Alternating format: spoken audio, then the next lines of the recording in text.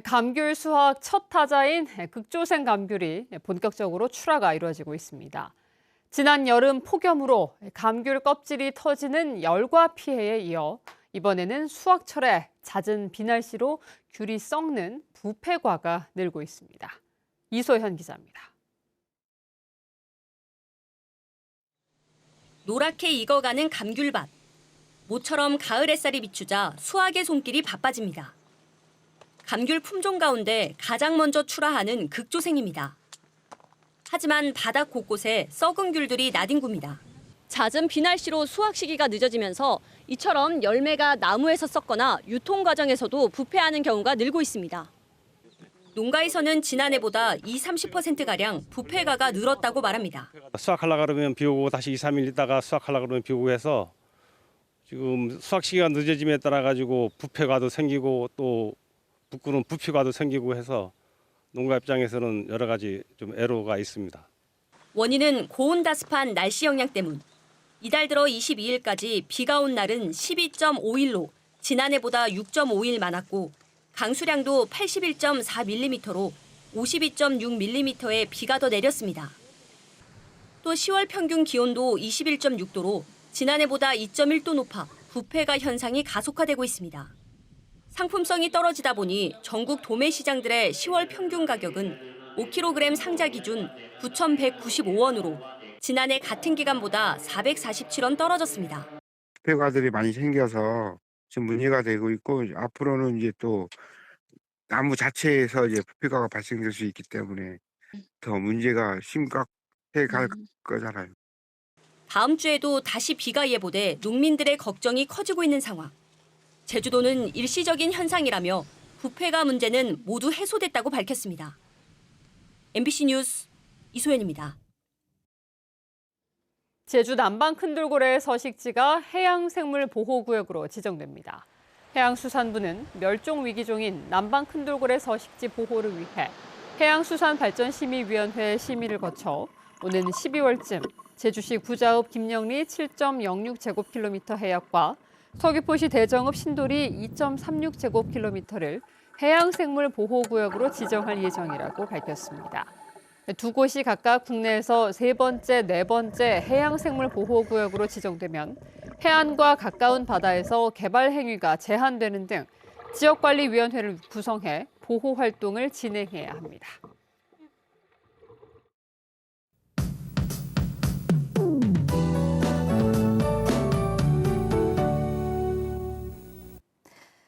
어느새 10월의 마지막 주말을 앞두고 있습니다. 야외 활동 계획한 분들 많으실 텐데요. 흐리고 가을비가 내려서 참고하셔야겠습니다. 기압골의 영향으로 내일 아침부터 비가 내리기 시작하겠고 일요일까지 10에서 60mm의 비가 가끔 내리겠습니다. 중산간 이상 지역은 낮은 구름이 껴서 안개도 짙게 끼겠습니다. 빗길 조심하시기 바랍니다. 오후부터 바람도 점점 강해졌죠. 내일까지 순간 풍속이 초속 15m 내외로 바람도 강하게 불겠습니다. 바람에 날아갈 만한 시설물은 없는지 확인해 주시기 바랍니다. 자세한 내일 지역별 기온입니다.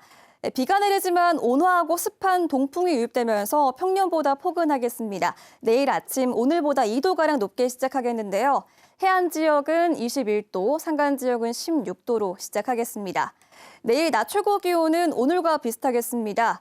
제주와 서귀포는 24도까지 오르겠고요. 동부 지역 성산은 23도, 한라산 성판항은 18도 안팎이 예상됩니다.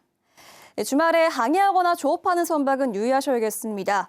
제주도 대부분 해상에 풍랑주의보가 발효 중으로 물결이 최고 4m까지 매우 높게 일겠습니다. 당분간 해안으로 강한 너울이 밀려와서 방파제 접근은 자제하시고 해안도로 이동 시 조심하셔야겠습니다. 비는 다음 주 화요일까지 가끔 내리겠고요. 수요일부터는 맑고 쾌청한 가을 날씨가 이어지겠습니다. 다음 주 주말에는 나들이 즐기기 좋을 것으로 예상됩니다. 기상정보였습니다. 최근 잇따라 횡령 사건이 적발된 제주의 한 수협에서 직원 30명이 무더기로 징계를 받았습니다.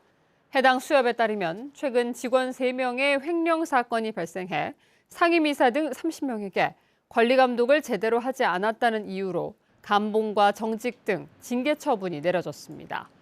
이 수협에서는 30대 직원이 4년 동안 보조금 계좌에서 8억 6천만 원을 빼돌려 최근 1심 법원이 징역 2년 6개월을 선고했고 또 다른 부서 직원 2명은 고객 적금을 빼돌린 혐의 등이 적발돼 경찰과 검찰의 수사를 받고 있습니다. 전국농민회 제주도연맹과 제주도 친환경 농업협회 등 7개 농민단체가 윤석열 정권이 농민들의 현실을 방치하고 있다며 규탄했습니다. 이들은 오늘 오후 제주도청 앞에서 집회를 열고 원자재 가격 상승으로 농산물 생산비가 오르고 기후 재난으로 생산량이 감소해 농민들이 파산 위기에 처했다고 밝혔습니다. 그러나 이런 상황에 윤석열 정부는 농산물 수입을 무차별적으로 확대하고 제주 제2공항 건설을 추진해 농지가 투기 세력에게 넘어가도록 하고 있다며 비판했습니다. 제주 4.3 사건 유족과 제주도민들은 트라우마가 치유됐다고 느끼지만 지속 가능성에 대해서는 부정적이라는 조사 결과가 나왔습니다.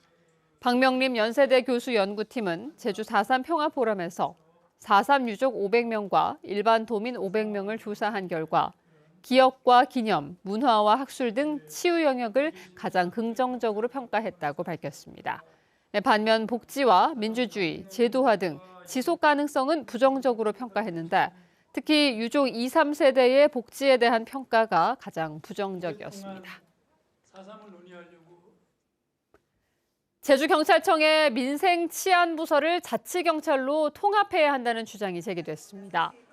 강기홍 서울과학기술대학 교수는 제주형 이원화 자치경찰제 토론회에서 도지사 산하 자치경찰본부를 만들어 제주경찰청에 교통과 생활안전, 여성 청소년과를 통합시키고 자치경찰관에도 긴급 체포 권한을 줘야 한다고 주장했습니다. 강 교수는 주민의 일상생활과 연계된 사무들은 지방자치단체에서 처리하는 것이 적합하고 효율적이라고 주장했습니다. 회계 지출 서류를 제대로 관리하지 않고 이미 숨진 사회복지 대상자에게 수당을 지급한 주민센터 공무원들이 감사에 적발됐습니다.